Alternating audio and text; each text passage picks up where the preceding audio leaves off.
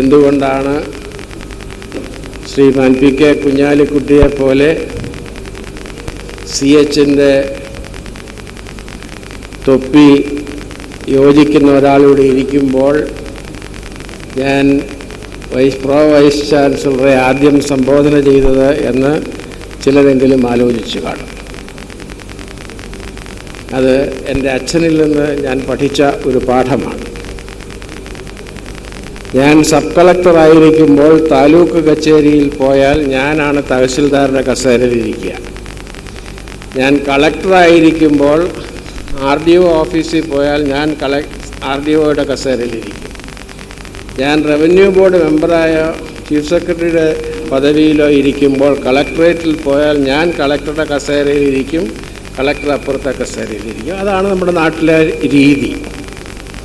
പക്ഷേ ഞാൻ പൊതുവിദ്യാഭ്യാസ വകുപ്പ് സെക്രട്ടറി ആയിരുന്നപ്പോൾ ഒരിക്കലും ഒരു പ്രൈമറി സ്കൂൾ ഹെഡ് മാസ്റ്ററുടെ കസേരയിൽ ഇരുന്നിട്ടില്ല. കാരണം ആ ഒരു വിദ്യാഭ്യാസ സ്ഥാപനത്തിലെ ഏറ്റവും വലിയ ആൾ അതിൻ്റെ തലപ്പത്തിരിക്കുന്ന ആളാണ്.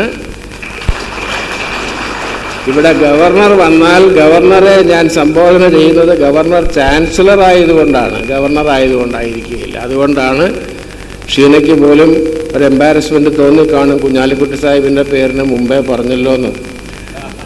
ഞാനിങ്ങനെ ആരുടെയും പേര് പറയാറില്ല സാധാരണ. ഞാൻ EMSനെ അനുകരിച്ച സഹോദരന്മാരെ എന്ന് മാത്രം പറയാൻ തുടങ്ങിയത് എനിക്ക് 70 വയസ്സ് കഴിഞ്ഞപ്പോഴാണ്. പിന്നെ എന്നേക്കാൾ പ്രായമുള്ള ആൾ മിക്കവാറും പേര് കിടപ്പായിരിക്കും, അതുകൊണ്ട് ആരും സദസ്സിലൊന്നും കാണില്ല. ഇവിടെ വരാൻ കഴിഞ്ഞതിൽ എനിക്ക് ഒരുപാട് സന്തോഷങ്ങളുണ്ട്. KM മാണിയുടെ സമ്മതമില്ലായിരുന്നെങ്കിൽ ഈ യൂണിവേഴ്സിറ്റി ഉണ്ടാകുമായിരുന്നില്ല. അതാണ് ഈ KM മാണി എന്നാണ് ശരി ഉത്തരം എന്ന് ഞാൻ പറഞ്ഞതിൻ്റെ കാരണം. ഈ സർവകലാശാലയുമായുള്ള എൻ്റെ അടുത്ത ബന്ധം തുടങ്ങുന്നത് വളരെ കൗതുകമാണ്. ഈ സർവകലാശാലയുടെ ആദ്യത്തെ വൈസ് ചാൻസലറായി ജേക്കബ് എന്നെയാണ് മനസ്സിൽ കണ്ടത്. അന്നേരമാണ് ഈ പറഞ്ഞ സംഭാഷണം, ഫിനാൻസ് സെക്രട്ടറി ആണോ വൈസ് ചാൻസലറാണോ വലുത് എന്ന് മാണി എന്നോട് ചോദിച്ചപ്പോൾ ഞാൻ പറഞ്ഞു, എല്ലാ വൈസ് ചാൻസലർമാരും എൻ്റെ ഓഫീസ് മുറി കണ്ടിട്ടുണ്ട്, ഞാൻ ഒരു വൈസ് ചാൻസലറുടെയും ഓഫീസ് മുറി കണ്ടിട്ടില്ല എന്ന് മറുപടി പറഞ്ഞത്. പക്ഷെ അന്ന് PJ ജോസഫ് അത് വെട്ടി. PJ ജോസഫ് AT ദേവസ്യായെ അമേരിക്കയിൽ നിന്ന് കൊണ്ടുവന്നു. AT ദേവസ്യായെ വെട്ടണമെങ്കിൽ ഞാൻ പോരാ. ജേക്കബ് മിടുക്കനാണെന്നറിയാമല്ലോ. ജേക്കബ് അന്നേരം അന്വേഷിച്ചു ദേവസ്യായെ വെട്ടാൻ പറ്റിയ ആരുണ്ട്.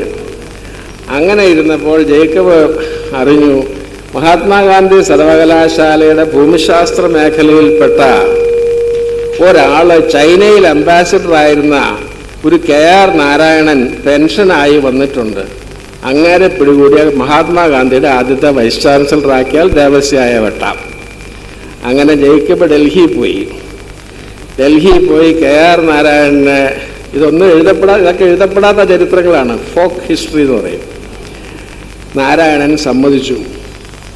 നാരായണനും ഡോക്ടർ PC അലക്സാണ്ടറും വലിയ അടുപ്പക്കാരാണ്. അതിൻ്റെ കാരണം PC അലക്സാണ്ടറും മിസസ് PC അലക്സാണ്ടറും പ്രണയത്തിലായിരുന്നപ്പോൾ നാരായണനായിരുന്നു ഹംസം. മിസസ് അലക്സാണ്ടറും നാരായണനും ലിറ്ററേച്ചർ ഓണേഴ്സിന് പഠിക്കുന്നു. അലക്സാണ്ടർ സാറ് 2 കൊല്ലം മോളിൽ. അപ്പോൾ അലക്സാണ്ടർ ഹോസ്റ്റലിൽ നിന്ന് പ്രണയലേഖനം എഴുതി നാരായണൻ്റെ കൊടുക്കും. നാരായണൻ ക്ലാസ്സിലത് കൊടുത്തിട്ട് പിറ്റേ ദിവസം അക്കാമ കൊച്ചമ്മയുടെ മറുപടി എഴുതി ഹോസ്റ്റലിൽ കൊണ്ട് കൊടുക്കും.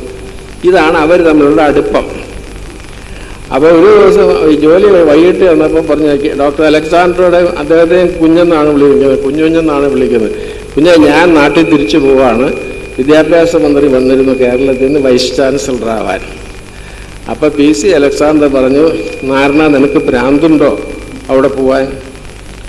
നിനക്ക് വൈസ് ചാൻസലർ ആവണമെങ്കിൽ മാഡം ഒരാളെ നോക്കിക്കൊണ്ടിരിക്കുകയാണ് JNUവിൽ വൈസ് ചാൻസലർ ആവാൻ. എന്നാൽ പിന്നെ അവിടെ ആവാം, MG യൂണിവേഴ്സിറ്റി പോകണോ, ജവഹർലാൽ നെഹ്റു. അങ്ങനെ KR നാരായണൻ അവിടെ പോയി ദേവസ്യ തടസ്സം കൂടാതെ ഇവിടെ വരികയും ചെയ്തു. ഇതൊന്നും രേഖയിലില്ലാത്ത ചരിത്രങ്ങളാണ്. മൂന്നാമത് എനിക്കിവിടെ വരാനുള്ള ഒരു കാരണം, എൻ്റെ മകൾ കോളേജ് അധ്യാപികയായിരുന്നെങ്കിൽ ഈ പ്രായത്തിൽ